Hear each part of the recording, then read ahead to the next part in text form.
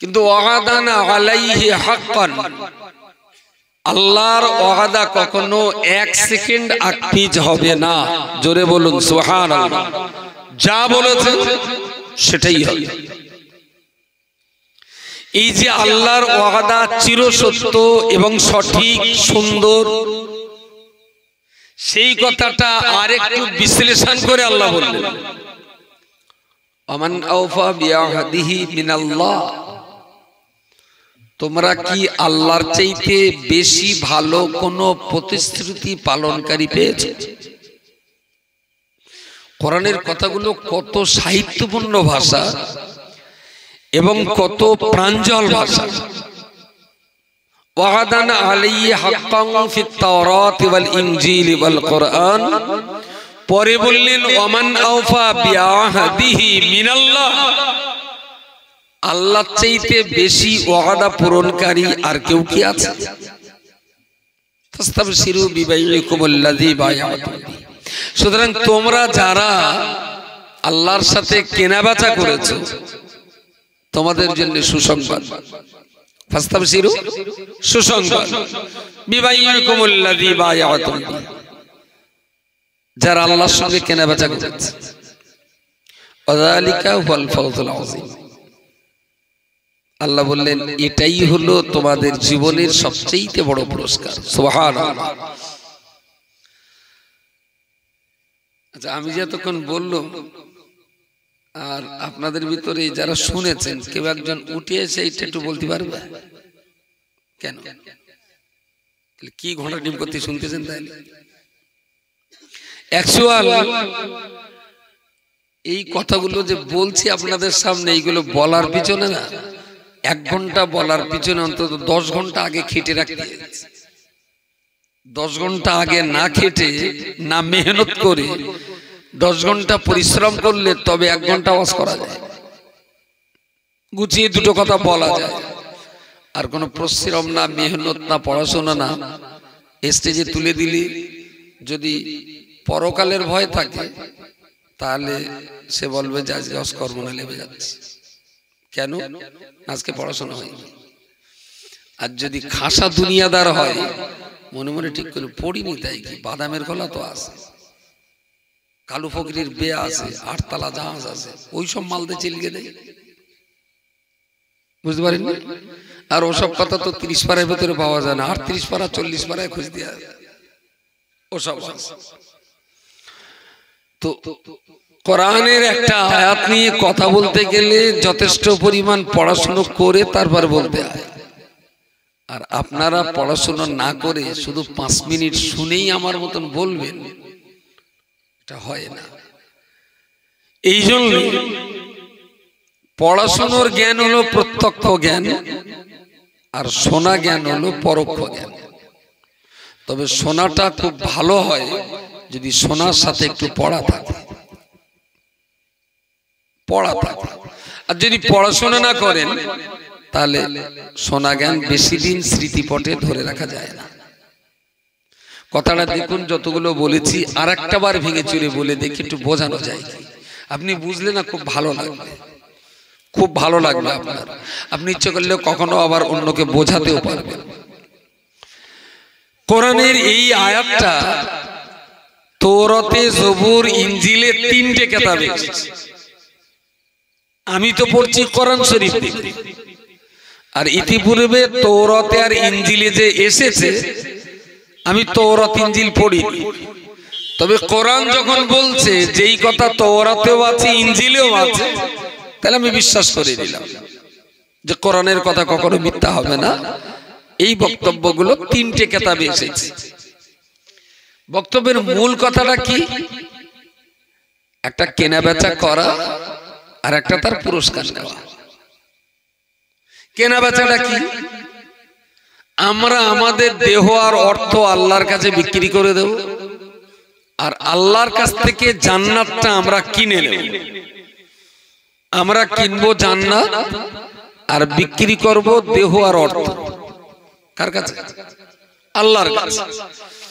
তাহলে আল্লাহ আমাদের কাছে জান্নাত বিক্রি করছে, আর আমরা আল্লাহর কাছ থেকে জান্নাত ক্রয় করছি। আমরা আল্লাহর কাছে দেহ আর অর্থ বিক্রি করছি, আর আল্লাহ আমাদের কাছ থেকে দেহ আর অর্থ কি করছে? আমরা দেহ আর অর্থ আল্লাহর কাছে বিক্রি করছি, আর আল্লাহ আমাদের কাছ থেকে দেহ আর অর্থ কিনে নিচ্ছে। আমরা যেটা বাজারঘাটে সচরাচর দেখি, আলু কত করে? 20 টাকা। 20 টাকা দিলাম, উনি 1 কিলো আলু দিলেন। কি দাঁড়ালো? যে আমি 20 টাকা দিয়ে 1 কেজি আলু কিনেছি, 20 টাকার বিনিময়ে 1 কেজি আলু কিনেছি। এটা তো খরিদ্দার ব্যাপার। দোকানদার কি বলবে? যে আমি 20 টাকা আলুর, আমি 1 কেজি আলুর বিনিময়ে 20টা টাকা কিনেছি, তাই না? আমি যেমন টাকা বেচে আলু কিনি, টাকা বেচে আলু কিনি, দোকানদার তেমন আলু বেচে টাকা কেনে। তার মানে মালটা যার হাত থেকে যায় সে হয় বিক্রেতা, আর যার ঝোলায় আসে সে হয় ক্রেতা। তাহলে আমি টাকা বেচে আলু কিনেছি, আর আলুওয়ালা আলু বেচে টাকা কিনেছে। এবার এটা যদি একটু মালে মালে ভাগ করে নেয় আরো বুঝতে সুবিধা হবে। ধরুন এই খুঁটিটা আলুর দোকানদার, আর এই খুঁটিটা বেগুনির দোকানদার। এর বেগুনের কিলো 10 টাকা, এর আলুর কিলো 20 টাকা। তা আলুওয়ালা বেলা 12টার দিকে দোকান বন্ধ করে বাড়ি যাবে। তা বেগুনওয়ালা বললো, ভাই তোর বেগুন কত করে? তাহলে 10 টাকা করে। তাহলে আমার কেজি 2 বেগুন দে, বাড়ি আজকে তরকারি নেই। এখন বেগুনওয়ালা 2 কেজি বেগুন ওজন করেছে, এ 20 টাকাও দিতে গেল। বললো, ভাই তোর আলু কত করে? তাহলে 20 টাকা। তাহলে তো তোর আর টাকা দিতে হবে না, তুই 1 কেজি আলু দে, তাই না? তাহলে আলুওয়ালা 1 কিলো আলু বেচে 2 কিলো বেগুন কিনলেন।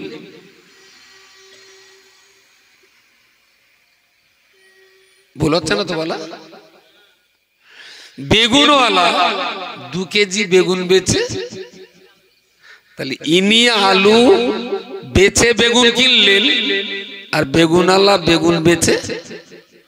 তাহলে রেটের সমতা কি দাঁড়ালো? 2 কেজি বেগুন সমান 1 কেজি আলু, তাই না? তাহলে 1 কেজি বেগুন সমান, ও 1 কেজি আলু সমান 2 কেজি বেগুন। তাহলে 1 কেজি বেগুন সমান কতটা আলু? 500।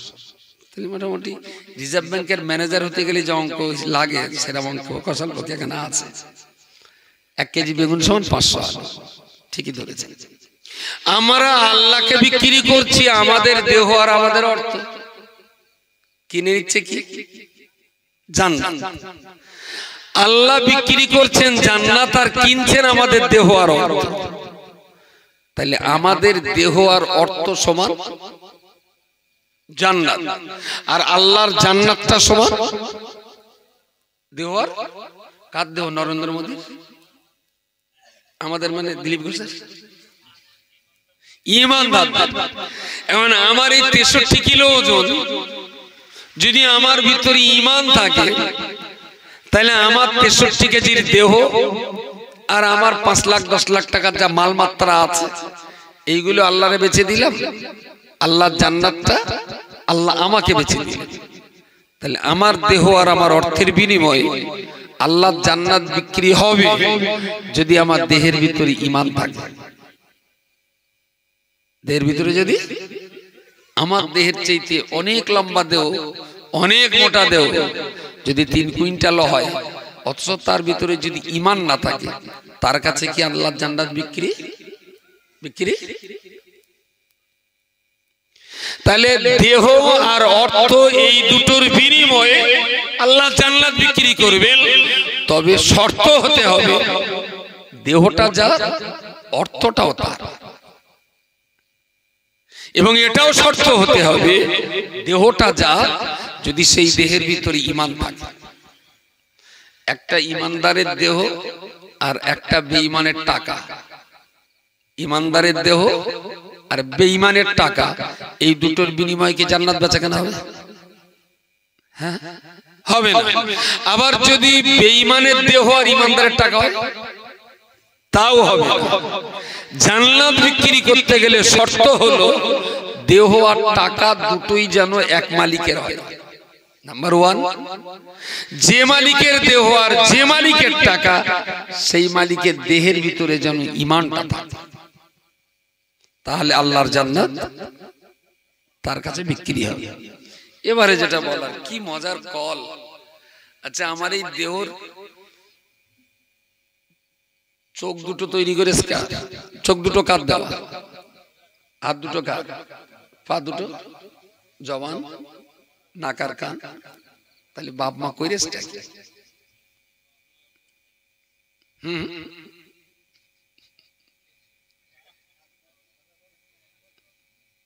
বাপ মা, তাহলে শুধু একটা বীজতলা ছাড়া আর কিচ্ছু না, একটা বীজতলা ছাড়া আর কিচ্ছু না। আল্লাহ দিলেন দেহ, আর এই দেহটাকে আল্লাহ আদেশও করলেন যে তোমরা ফাইযা কুদিয়াতিস সালাতু ফান্তাশিরু ফিল আরদ, যখন তোমাদের নামাজ পড়া হয়ে যায় তখন তোমরা আমার জমিনে ছড়িয়ে পড়ো। অবতাগু মিন ফাদলিল্লাহ, আমি তোমাদের জন্য আমার জমিনে তোমাদের রুজি ছড়িয়ে দিয়েছি। সুবহানাল্লাহ। একটু খেয়াল করলে বোধহয় মনে পড়বে, মুরগি পোষা হয় বাড়িতে এখন, সব বাড়িতে মুরগি পোষা ভালো। যা দু চারটে ভাতটা তেড়া ছেড়া বাদ যায় সেগুলো অপচয় হবে। একটু মুরগি হাঁস বাড়ি থাকা ভালো। যাক, এখন সকালবেলা উঠে দেখতাম মায়ের কাছে ডোব খুলে দিলে এক ডোব মুরগি হাঁস, তো মা খুলে দিলেন। এবারে তুলনামূলক হাঁস একটু পেস্টিজওয়ালা আর মুরগি হলো চরম বেহায়া। মুরগির একটু লজ্জা সরব কম, যার তার থালায় হামলা করে, কিন্তু হাঁস তুলনামূলক ওর একটু লজ্জা সরব আছে, নিজের ছাড়া অন্য দিকে বাটা যায় না। কারণ হাঁসের মা খাবার দিলেন একটু ওই কুড়ো আর ফ্যান হগল বগল করে দিলে হাঁস খাচ্ছ এক জায়গায়, আর মুরগি আর পিলি করার জন্য খানিকটা ওই চালির কোনা কাটা খুদ নাকি কি বলো, খুদ খানিকটা নিয়ে মা এক জায়গায় দিলে, দেখলাম তার দুই ঝাড়িতে এত পরিমাণ ঝটাপটা করতেছে, দূর করে আবার মা সেটা ঝাঁটা দিয়ে চারিদিক করে দিলে, যে যার মতন খুঁটিকে এক জায়গায় ঝামেলা বাগাচ্ছে। প্রায় দিন দেখা গেছে মায়েরা খুদ নিয়ে এক জায়গায় দেয় না, কি করে ছড়িয়ে দেয়। উদ্দেশ্যটা কি? ঝগড়াঝাটি যাতে। এই জন্যই ঝুরির লোক বোম্বে রুজি খুঁজতে যায়, বোম্বের লোক আবার সৌদি রুজি খুঁজতে যায়, সৌদির লোক আবার কেরালায় আসে, বাংলার মিস্ত্রি আবার কেরালায় গিয়ে রুজি খোঁজে। রুজি বলো আল্লাহ কোন দেশের কারুর এক জায়গায় দেয়নি, জানে ঝটাপটা করে মরবে। তার জন্য আল্লাহ অবতাগু মিন ফাদলিল্লাহ ফাইযা কুদিয়াতিস সালাতু ফান্তাশিরু ফিল আরদি ওয়াবতাগু মিন ফাদলিল্লাহ। तमाम দুনিয়াতে আমি আল্লাহ তোমাদের জন্য খুদ কুড়ো ছড়িয়ে দিয়েছি, খুঁটে খাও, ছড়িয়ে দিয়েছি, খুঁটে খাও। এক জায়গায় দিলে ঝামেলা। তো কলকাতার লোক ইউপিতে যাচ্ছে, আবার ইউপির লোক কলকাতায় আসছে, এরা দুজন মিটিং করে লাই, ভাই তুই ইউপি যে কাজটা করিস, আমি ইউপিকে যে কাজটা করি, তুই তো ইউপির লোক, তুই আমার কাজটা করে দে, আর তুই এখানে যে কাজটা করিস আমি বাংলা লোক আমি করে দেই। এরকম চুক্তি করে দেশে যে যার গ্রামে যে যার বাড়ি কাজ করি কাটাতে পারবে? পারবে? কখনো পারবে না, কখনোই পারবে না। কেন পারবে না? স্বাভাবিকভাবে মানুষ ঘর ছেড়ে যখন বিদেশে যায়, স্বাভাবিকভাবে ওর তখন কাজের প্রতি একটু গুরুত্ব বেশি থাকে। যে বিদেশ ছেড়ে বাবা মা বিবি বাচ্চার সবার মুখ দেখা ছেড়ে দিয়ে এখানে এসেছি, দুটো পয়সা আমার রোজগার করতেই হবে। আর যদি বাড়ি থাকে, কি পল্টু তুই কাজে আসলি না আজকে, তাহলে তোমার দাদির কলমা গান ভালো। পরের দিন আবার পল্টু কি ব্যাপার, কাজ কামাই করলি, তাহলে তোমার কচির মতন বাড়ি দেয় গেল। 3 দিন পরে আবার খাওয়াই, পল্টু এলি না আজকে কাজে, আজকে না শরীরে ম্যাচ ম্যাচ করতেছে। আবার পরের দিন পল্টু কি ব্যাপার, কতদিন কামাই করিবে বলদিন দেখি, বলছে ভাই আজকে একটু মনটা খারাপ, গেল না। কিন্তু যারা বাইরে থাকে কাজের ক্ষতি।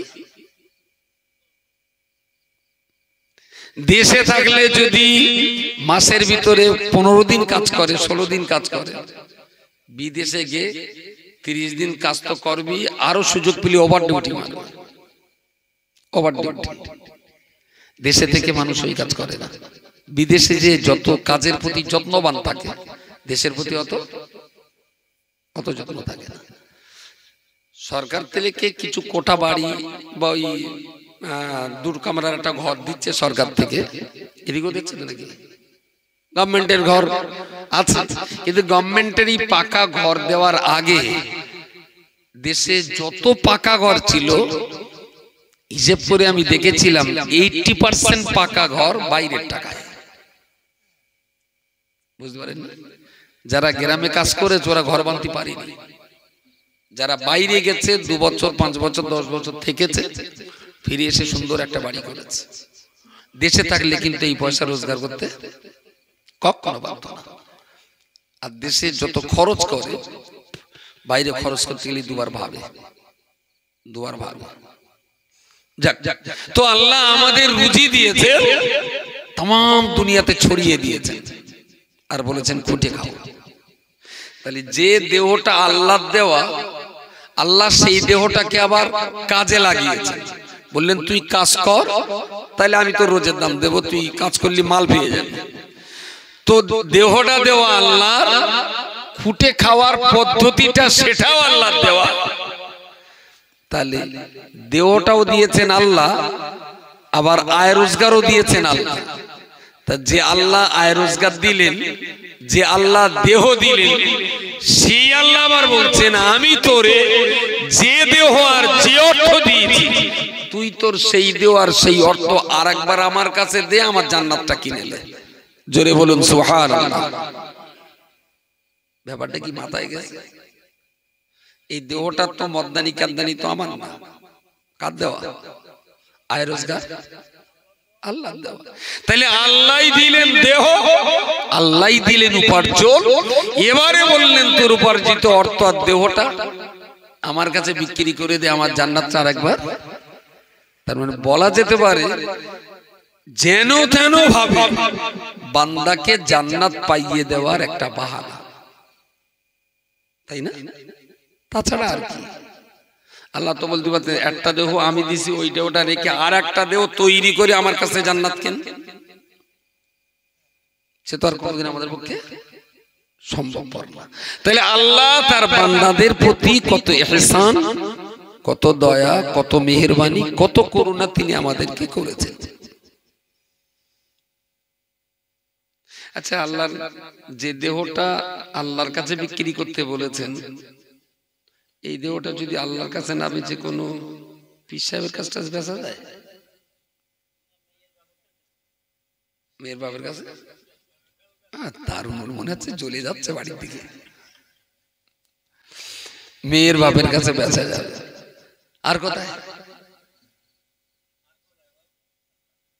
তবে সবাই বলে মেয়ের বাপের কাছে বেচে না, হয়তো বেচে কেউ কেউ, তবে সবাই হাজারে একটা হলেও নিজের ব্যক্তিত্বকে নিজের টিকিয়ে রাখে।